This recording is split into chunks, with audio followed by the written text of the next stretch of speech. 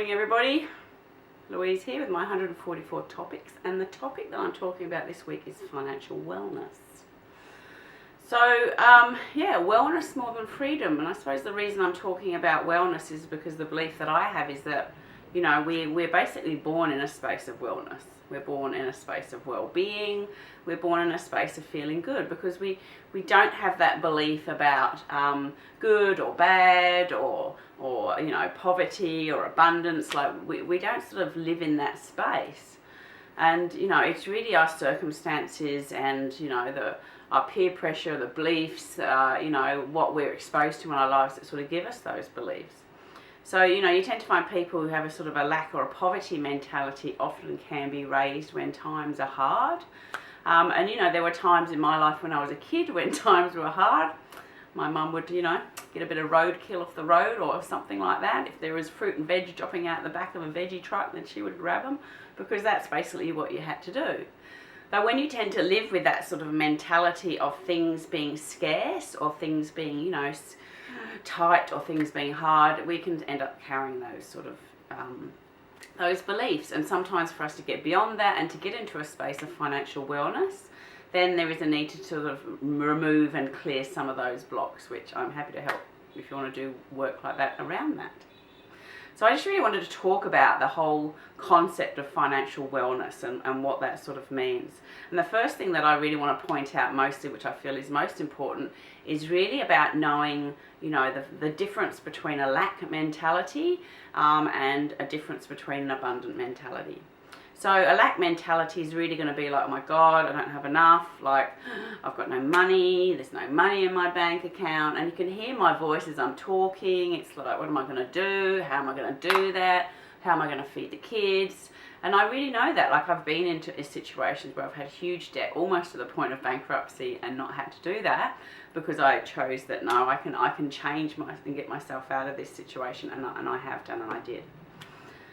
So, you know, the lack is almost like, it's almost like there's not enough, and there's almost this element of moving towards and grabbing and taking and need. So I suppose if there was one word I'd have to use to sum up that scarcity mentality, is the fact that there's a need. There can also be a belief that, you know, there isn't enough and there's only a limited amount to go around. So, you know, money can be seen as a pie, and if this person's got that amount of money, then, you know, what's left for me? They're taking some of my pie. When the reality is it's not a pie. Think of it like a sea, okay? So it sort of moves and flows and ebbs. Because after all, money is energy, like it is just a vibration. Like every single thing else in our life, it has an energy and it has a vibration. So the thing to do would be to explore how you feel about that, what you think about that. So some questions you could ask yourself is, you know, what value do you put on yourself?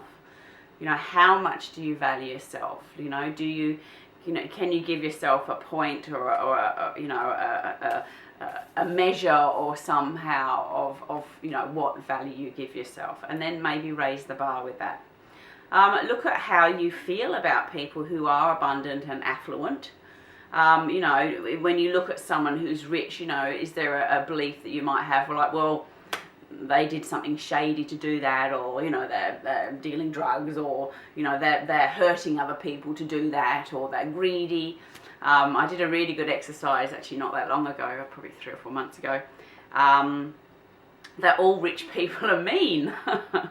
And I was actually thinking about that because it's sort of, I was aware that that's how I felt. And when I sort of broke it down and worked through it, it actually took me back to a memory when I was about 8 years old. And a friend of the family was a rather mean man, and he was wealthy, and he was poking his stepson with a pig tickler, which wasn't a very nice thing to do. And I was actually horrified by it and traumatized by it. And it was from that point on that I thought, okay, well, all wealthy people are mean. And that was a belief that I took on, and I wasn't even aware that I did that. It was only through self-exploration and looking at that belief and saying to myself, well, where did that come from? Why is that important? Did I actually remember that memory? So we can have lots of memories and things that we can see and things that we can be exposed to that can give us the beliefs that we have around money and around our financial status.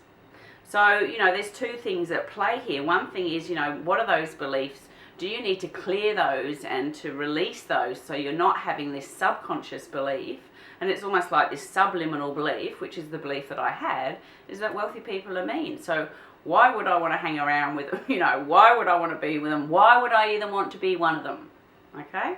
So that's one thing, is looking at what the beliefs are there and actually clearing them out of your system. And then the other thing is like changing that mindset, instead of going from that lack mentality and scarcity mentality, actually going to the mentality and the belief that there is abundance. And probably the easiest way that I've done that is nature. So part of my story is always about nature. I have a surname plant, so it has to be about nature. Because when I look at nature, there is abundance everywhere. And then once I have it's everywhere. It's everywhere. It is actually everywhere. It sort of changes that scarcity mentality, that poverty mentality to, wow, it's everywhere. It is everywhere. And it is everywhere. So, when we look at the leaves on a tree, they're abundant. If we were to sit there and count the blades of grass, there's too many. Okay? It's an abundant thing. So it's almost like getting your mind and taking your mind away from, oh my God, what am I going to do? And then moving it to like, wow, like there is plenty. And that was one of the sayings that I used to use in the beginning to change my financial mindset and my financial status about that, is to say there is plenty. Because if I said to myself, money is coming in and I'm an amazing person and I do amazing things and plenty of money is coming in, it just felt too uncomfortable because I didn't believe it. It didn't gel with me. It didn't resonate with me. So pick something that will resonate with you. Pick something that feels okay. And for me, initially, it was taking myself out of the picture because I wasn't feeling plenty, but I knew there was plenty around me. So that was a good transition point for me. So as I started being aware there's plenty around me, then it's just been a process of actually allowing myself to align with that feeling and to let it come in. So, the sort of final part of that is just really allowing yourself to be open and to let it in, like to let the abundance in and to be that, to feel that, to experience it and to think, like how would an abundant person act? What would they do? And actually start to take that persona on. Now, I really understand that can be really difficult when you're in a situation where you're just skin. And, I've done that, been there, done that. And seriously, I've been to the point where I haven't been able to feed my children and it's just been awful. And I've been to the point where I'm counting money. Like, I'm like, okay, we've got $80. We've got to get the groceries out of that. So I totally understand with that. So it can be a process of sometimes just taking the next stepping stone to get to a place where you're like, okay, well, that's a better place than that, okay, and I'm comfortable there. Let's just sit with that and gel with that. So I'm just in the throes of publishing. I've published a book years ago, so I'm just starting to publish books again. And this one's about being a frustrated businesswoman, and it's a journal that I've actually done, and I've documented myself through 60 days.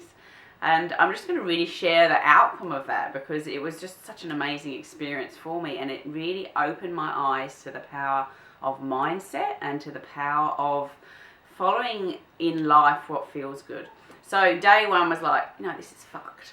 I've got no money, like it's just doom and gloom, what am I doing? I'm a failure, life shit. Okay, that was sort of day one. And then what I actually spent my time doing in this journal and in my diary was to actually just start thinking about, okay, that shit. Now stop thinking about the shit, but think about what you want instead. So I spent time every day with my journal, was part of that journey of just thinking, okay, just push that aside. It's like, don't even think about that. Push that aside. What do you want instead?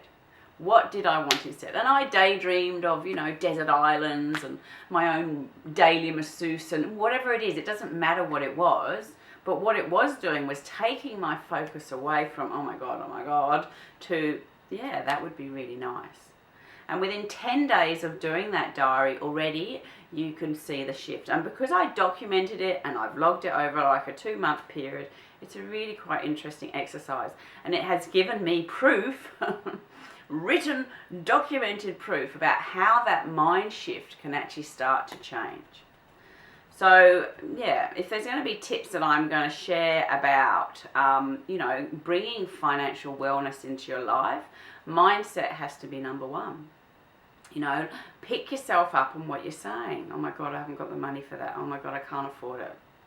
And, I'm aware of that with my children. Like, it would be to the point where I was aware that my children would actually say to me, oh, I'd really like this, but I know we can't afford it, Mum. So I'm teaching that mindset to my kids, and I'm keeping that self-perpetuating belief going on. So first thing is always going to be about mindset. Second thing is going to be about allowing yourself to line up with that, finding a comfortable space that you're comfortable with, and then just sort of allowing that yourself to line up with that. Like, that would be really important. And the third thing, which is something again that came through the diary, is to do what feels good. Just do something that feels great. So, music has become is becoming a greater part of my life. I've just had a visitor who hasn't been here for a year, and they've said, wow, the music in your house in the last 12 months is growing. And it's like, well, yeah, because I want to bring things into my life that make me feel good. So singing, music, like, it just makes me feel good. So that is the thing that I'm choosing. And as you start bringing in these good feeling things into your life, and it can be anything. It can be anything at all. You can be sitting there knitting away. If it makes you feel good, what that being in that space of making you feel good is stopping you worrying about the doom and the gloom.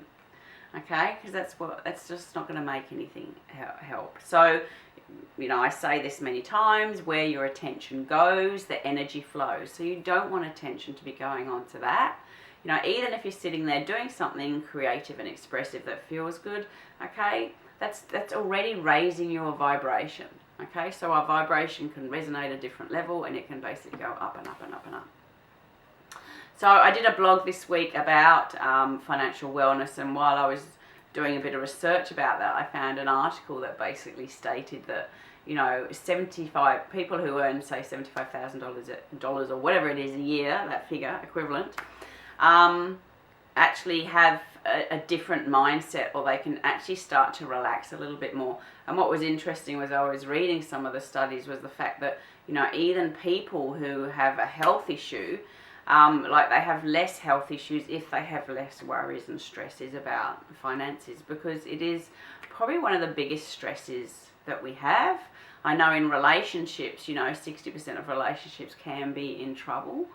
And the biggest thing that people row about is money and sex, of course, but we're not talking about sex today.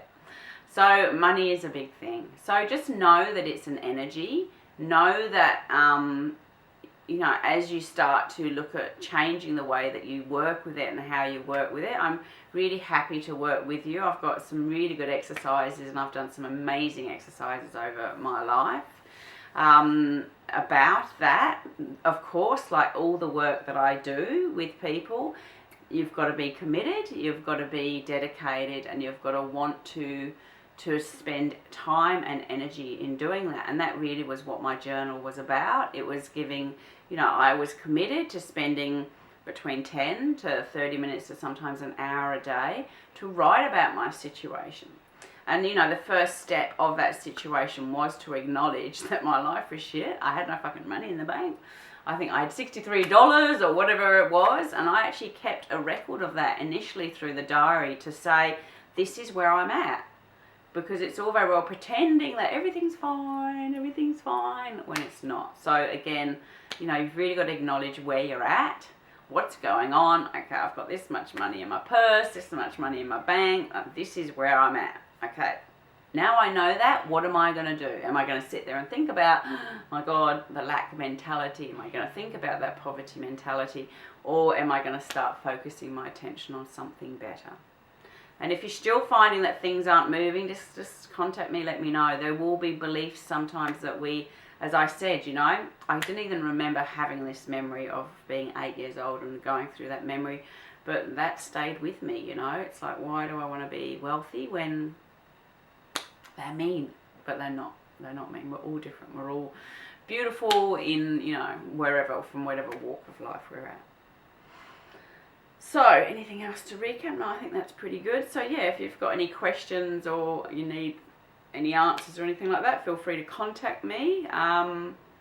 just be open to receiving good things into your life. And again, that's something that I've really learned in the last few months, is that, you know, sometimes I'm very good at being open to drama and doom and gloom, but I wasn't actually so good at being open to the amazing and joyous and happy and abundant things in my life. So again, that was a conscious decision to be open to that.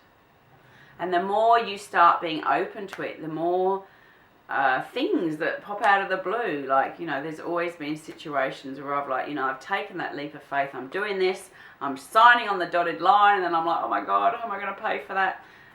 But because I have that element of belief and certainty, everything's always worked itself out, and it's always sorted itself out, and things just get better and better every day. So you take care of yourselves and have a fabulous week. I'm seeing you always in happiness and in health. Take care of yourself, and we will catch you next time. See ya. Bye.